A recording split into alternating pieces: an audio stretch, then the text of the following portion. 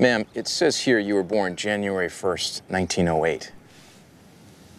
That's right. That would make you 45 years old? Yes. Ma'am, I'm gonna hold on to this. When you come by the station house to pick it up, please bring your birth certificate. I'd be happy to, officer. Is tomorrow morning all right? Sure. Is immortality a gift or a curse? What would you do with your life if you were immortal? Join us in our latest Cinephile episode to find out, and be sure to visit our Fun Day website for more.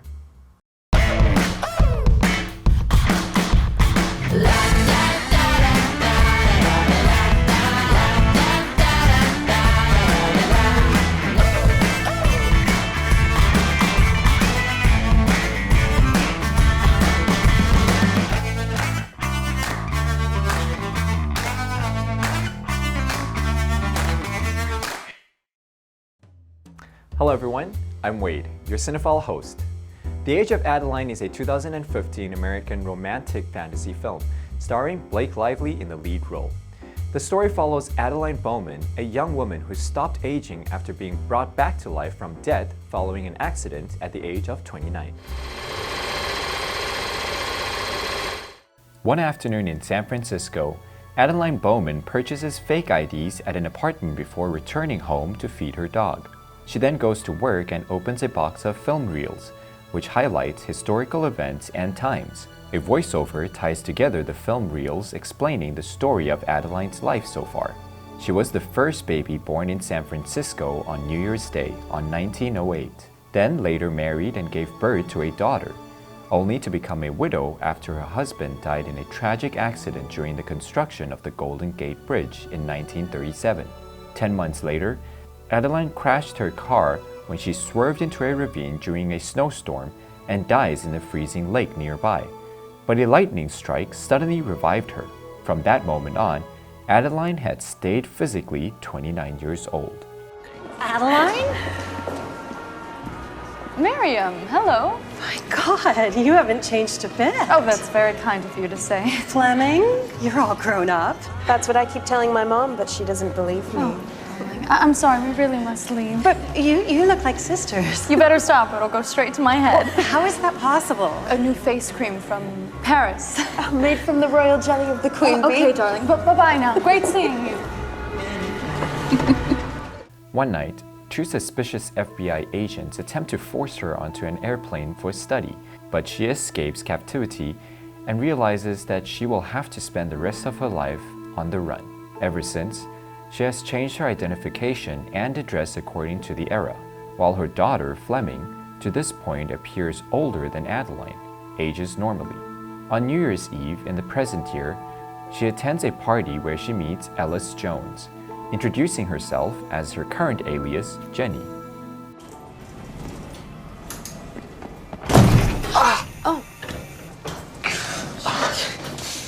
Oh, well, that'll teach me not to put my hand where it doesn't belong. Something tells me it won't.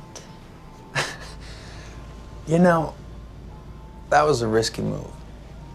What was? Not introducing yourself before you leave. I'm a daredevil.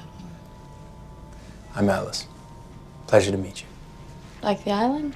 No man is. I'm Jenny.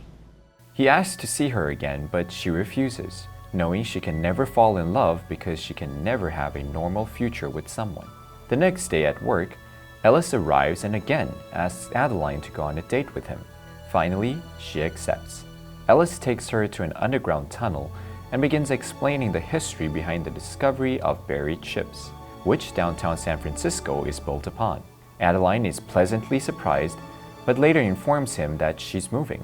Ellis asks for a second date before she leaves. Reluctant at first, she agrees. What? First time I saw you coming out of the board meeting, you were reading. Your hair was pulled back, and you were wearing a blue dress. It was a book in Braille. I slowed down to watch. How long did you watch for? Long enough to realize you weren't blind. And that I had to meet you. I didn't know when or how, but I knew I would. They spend the night together and Adeline hurries off to work the next morning. On her way, Adeline has a flashback of herself shown pulling up in a cab to a park where a man is waiting, holding an engagement ring. Scared, she asks the cab driver to keep going. Back in the present day, Adeline's dog falls ill and she begins to ignore Ellis's calls. So, he shows up at her apartment, but she pushes him away, only to have a change of heart while looking through some old photographs with her now aged daughter, and realizes she doesn't want to live the same year 100 times over without love. She goes to Elias's workplace looking to apologize to him. After hearing her sincere apology, they resolve their argument and Adeline takes Ellis to a 1930s abandoned movie theater, where they rekindle their feelings and Ellis asks Adeline to attend a party at his parents' house celebrating their 40th anniversary. And she says yes. Upon their arrival, Adeline is introduced to the family. This is my dad, William. Dad, this is Adeline.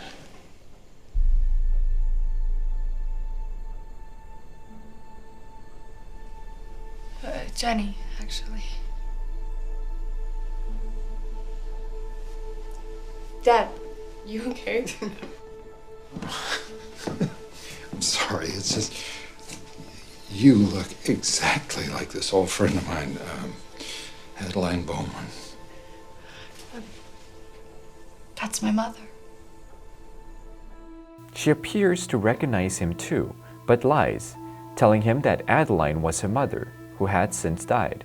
A flashback shows how they met and came to be in love, soon revealing that he was the man with the engagement ring she stood up that afternoon.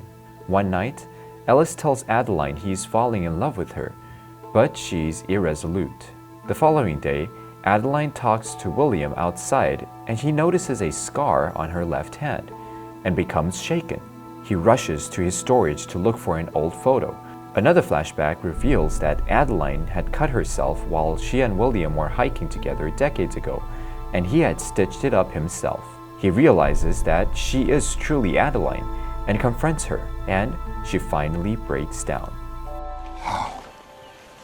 How is this possible?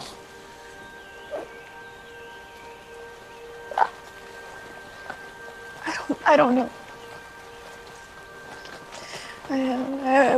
I was normal. And then one day I just stopped. I wanted to tell you so badly, but I couldn't. He begs her not to run, for Ella's sake, but she says she doesn't know how to stay. She flees and returns to the house, writing a note to Ellis while he showers. Then she packs her things and leaves. Moments later, Ellis finds the letter and confronts his father, who refuses to explain. While driving home, Adeline thinks of all the times she had run and suddenly has a change of heart about the way she lives her life. She stops and calls her daughter to tell her that she's going to stop running. Oh, darling, I'm so sorry. I didn't mean to wake you. Everything okay? No, I wanted to tell you. What is it? You're right. No more running. Oh, I'll call you tomorrow, okay? I'm so happy to hear that. I love you. I love you too. Bye. Bye, Mama. After the call, as she turns the car around, a tow truck plows into her in a hit-and-run accident, causing her to crash in a ravine and being thrown to the ground outside. Freezing and helpless, Adeline dies again. Ellis finds her just before an ambulance arrives and revives her by the electricity of the defibrillator. Later in the hospital, she wakes up to Alice, and the two profess their love for one another, with Adeline telling him the whole truth. 1 year later, Ellis and Adeline are going to a New Year's Eve party. As she is leaving, she notices something strange in the mirror: her first gray hair.